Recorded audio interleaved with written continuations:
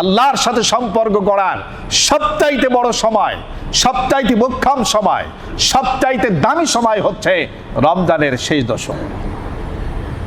আমার খুব দুঃখ লাগে এবং করুণা হয় আমাদের ওই সমস্ত ভাইদের জন্য। আমি পড়ি, আরে হাফেজ সাহেবরা কত সুন্দর করে তেলাওয়াত করেন, আমি তো কোরআন শরীফ তেলাওয়াত করতে পারি না। আমার কি একটা আফসোস হওয়া উচিত নয় যে আমি একটা আয়াত পড়তে গেলে আটকে যাই, ঠেকে যাই, মদ হয় না, গুন্না হয় না, সিফাত হয় না, টান হয় না, কত সমস্যা। আর এরা পড়ে যাচ্ছেন পানির আগে চলে যাব। আরে যদি তারাবি যদি আর 40 রাকাত হতো, আমার তো আকাঙ্ক্ষা থাকা উচিত আমি 40 রাকাত নামাজ এই ইমামের।